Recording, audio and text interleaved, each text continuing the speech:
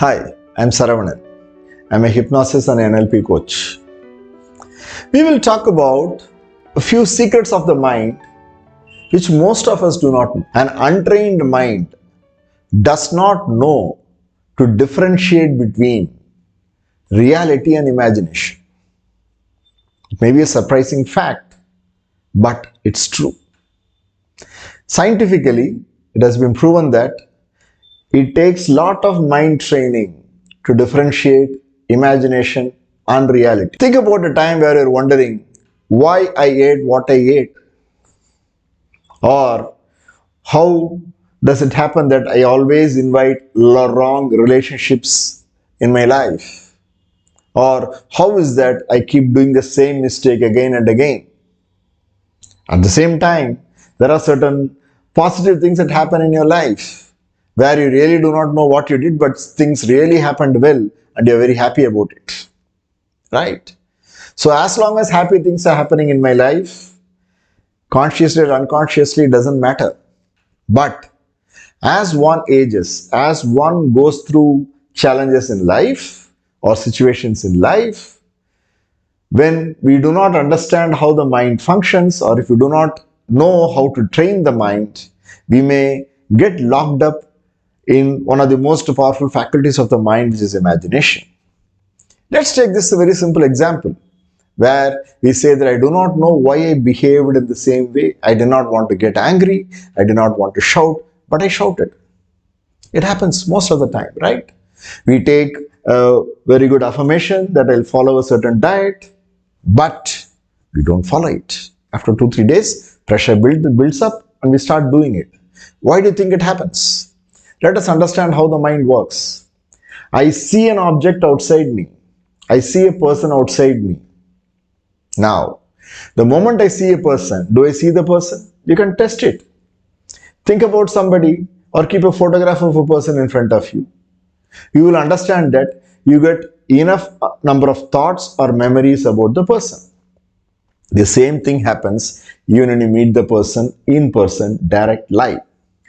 Now, you have gone to meet the person for a healthy conversation or for a coffee or maybe for an important meeting. And if you're working in a company, you're going to meet your manager for a discussion, maybe regarding your own appraisal or increment or promotion, whatever. Now you sit in front of the person, but your memory gets triggered. Where if the number of positive experiences with the person have been so intense, then naturally your whole body changes and starts creating lot of pleasant memories in your body. When lot of pleasant memories in the body comes up, positive hormones, positive neurotransmitters are there in the body, which makes your body positive. When all those things happen, you start acting through those pleasant memories and the conversation goes on well. Now, if the number of unpleasant memories, or by and large my experience with my boss has been good, but there are 2 or 3 instances where I felt deeply hurt, those memories trigger up, those emotions trigger up, you still hold anger, maybe fear or whatever, they start coming up. Now, I will ask you, are you acting on your imagination or on the reality that is happening between you and the other person? It will be very difficult to differentiate, because when the moment the imagination gets triggered, the emotion gets triggered, the memory gets triggered, then we oscillate between reality, which by reality I mean what is happening outside us, and the reality that is happening within the mind in form of imagination based on past memories or expected memories, and the mind flows within a certain comfort zone and the past keeps repeating. This is one reason why we say that the mind cannot differentiate between what happens outside as a reality and what is happening within as a reality. What is happening within me is my imagination. The thought that I have is an imagination. It may be 100% true, but it happened in the past. Hence, it comes under imagination.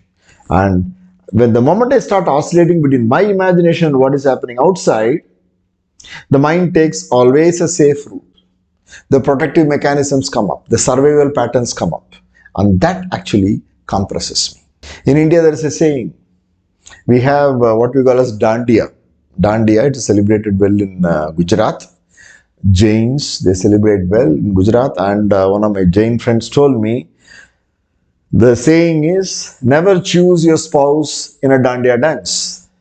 Because both the men and the women, they'll be well groomed and in their full, I would say, makeup or whatever we call it. And you will get lost in your imagination. You will choose someone and then end up being unhappy later because you would have been deceived.